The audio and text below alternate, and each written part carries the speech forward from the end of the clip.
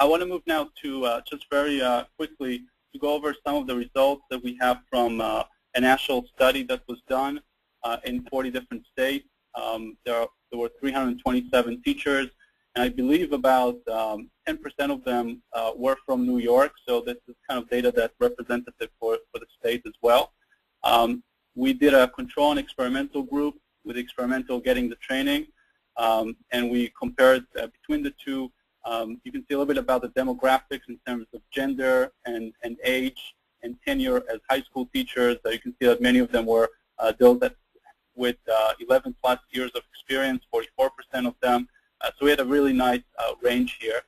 All the results I'll show you were statistically significant at the 0.01 level. So let me start going through them. The first thing we looked at was in terms of skill and behavioral intention.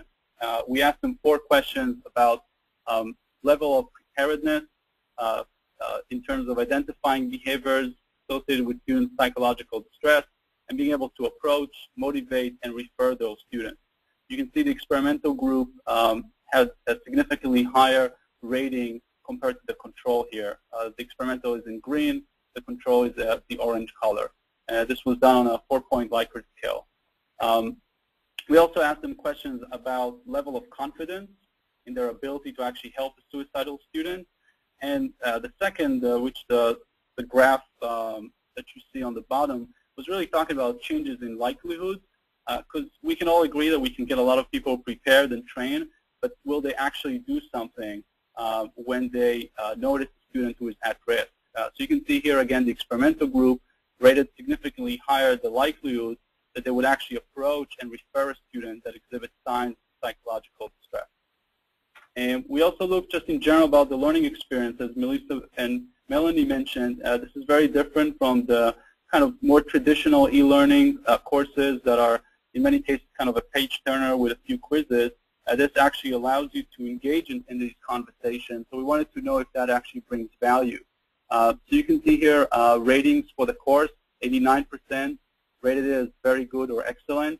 About 97% recommended it to their colleagues, and I think that we have found that kind of word of mouth to really work in helping states to get more and more teachers involved as teachers talk among themselves in the school. We also wanted to know in terms of the actual conversation if they found it to be something that was helpful for them in preparing for similar conversation. You can see 96% agree or strongly agree that it would help them. And we also looked at skill transfer, something, Melissa, you mentioned about just in general helping you handle challenging conversations with students who show disruptive behaviors. And you can see big differences that were statistically significant in terms of changes in preparedness to communicate with a student that exhibit disruptive behavior. The second one, handle disruptive behavior of students.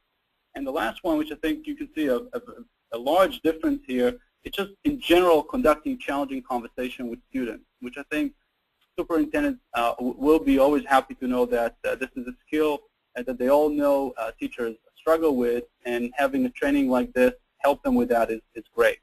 And we also wanted to know the last thing, whether teachers really assume the role as a gatekeeper.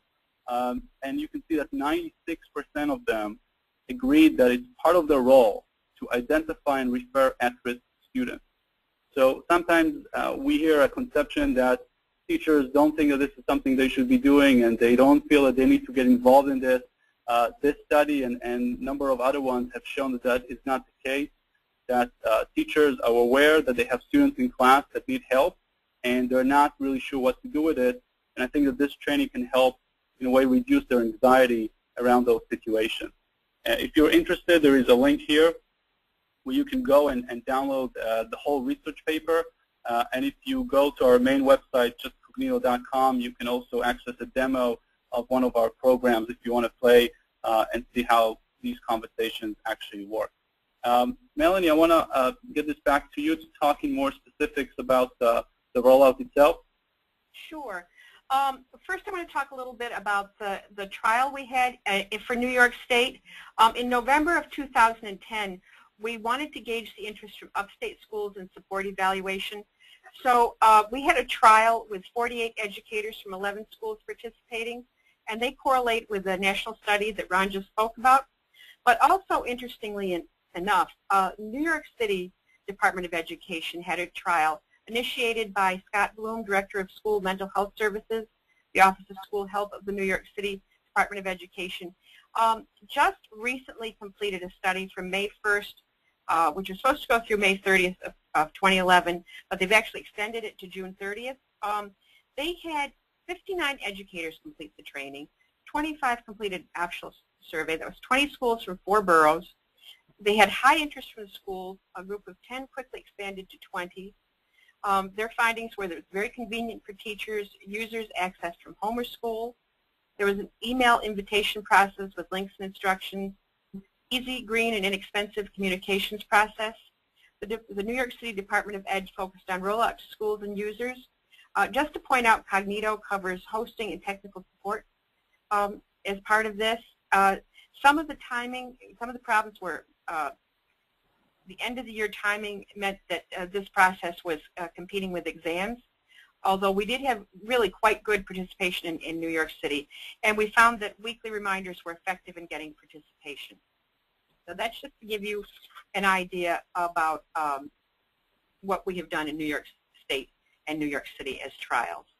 Yes, and just to add to that, one of the things that included in this training, which New York State will be using, is two elements of the course. One is the fact that we have people open an account to access the training, so that allows us to generate reports for the state in terms of who's accessing it, what school they're from, how far they got to the training, did they complete 50%, did they complete 100%. We're actually able to therefore send them email reminders to complete the training in case they didn't within a certain amount of time, like let's say 3 or 4 weeks. And the other element is the surveys that we have that are going to be built into this, which is a pre and a post survey as well as a follow-up that is administered several months after, that will allow, similar to the nationwide study that we have done, for the state to collect feedback from all users in terms of their experience. So hopefully, as we get through this process and have a lot of teachers taking it, we can generate data that's specific for the state in terms of changes over time using the pre-post and let's say a 6-month or so follow-up.